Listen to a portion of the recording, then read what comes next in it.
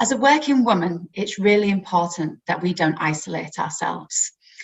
I did it to myself once, and when I look back, I think, why did I do that? It's quite hard for me to understand, but I think it's probably something that happens to a lot of us.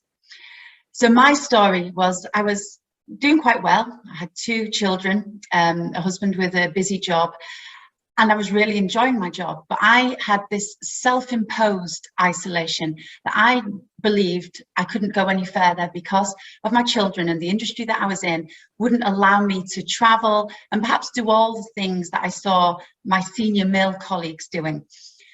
And without speaking to anybody or consulting with anybody, I internalized this, resigned myself to it, and thought, fine, okay, this is my career. I've given up my career for my children, so be it.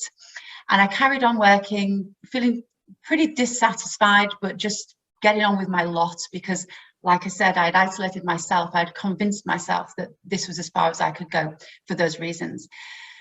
And then it all became quite apparent when a boss of mine, my immediate line manager actually, was looking towards her next role. And as happens, she was looking at who her successor was going to be.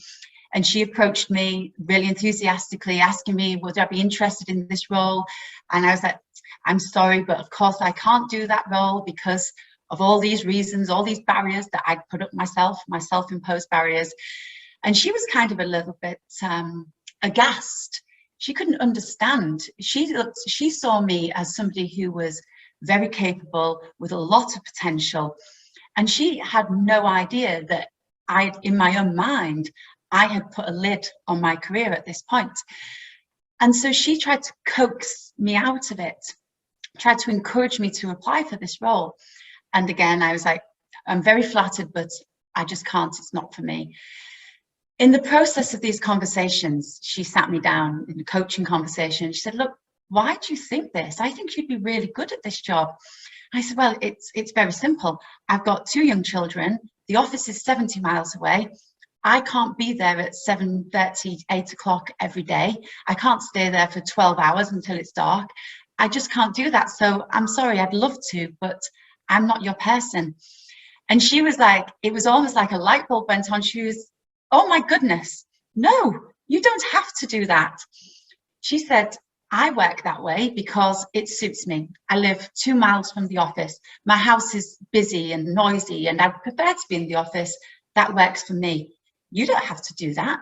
I'm interested in what you can deliver and what you can bring to the business.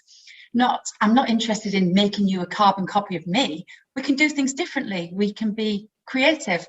And so suddenly, again, it was like this mist had lifted. I was like, oh, okay. Well, I had never thought that. I just thought I had to give up and pass it on to somebody else.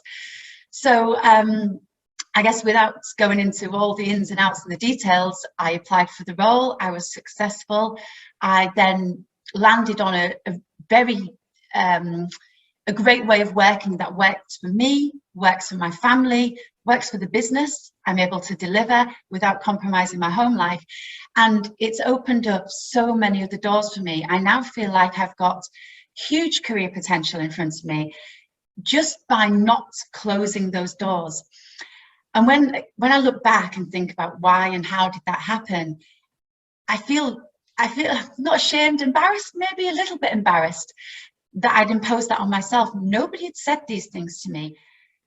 When I consider why, what made me feel like this, I suppose an obvious thing that springs to mind is lack of self-confidence. And it's something that I suffer from now still. And being very self-critical. And I think it's something actually that's very common in women. We hear this all the time. I can't remember the exact numbers, but there's the famous stat around women will only apply for a job if they're confident they can achieve 90% of the criteria, where a man will apply when it's 50% of the criteria, numbers thereabout, because they think, well, that's fine, I'll learn on the job. So I think that is something that is inherently in me, and I think is in a lot of other people as well. And aligned to that, very closely related to that, is a fear of failure as well. I think if you don't take a risk and don't put yourself out there, you can't fail. And that's quite a sad way to live your life, really, because I think you're always going to look back and think, what if? What was the worst thing that could happen? And what helped me get over that was having people who believed in me. And it didn't take a lot. It didn't take profound hours worth of conversations or therapy or anything like that.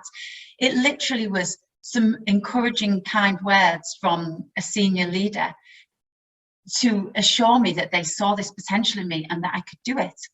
That was all it took. So again, when I think about what my responsibility is to other leaders in our organization, ladies, no matter what their aspiration is, just those words of encouragement mean a lot. And I think along those same lines, where I'd made those assumptions, other people had made assumptions about me. So because I wasn't talking about it, because I wasn't pursuing the next move or making it clear that I was ambitious or I wanted it, people assumed that I was just happy where I was. So they didn't feel like they needed to push me or give me, you know, that feedback, because okay, well, she's okay, she's happy. And it was only when I had this new management who really wanted me to do well and saw that potential in me that they started to question their own assumptions. So there's assumptions on both sides, my assumption, their assumption. So I guess there's a lesson in that. Don't make assumptions, ask questions, make sure you understand your own motivation, other people's motivations. Suppose it makes me think of a couple of questions. One is around the importance of visible role models and, you know, what that says to us, how people work, also people who look like us, think like us, talk like us, I suppose, as well. But also, big question for me is, where does that responsibility lie? Is it solely my responsibility to get over it, overcome it?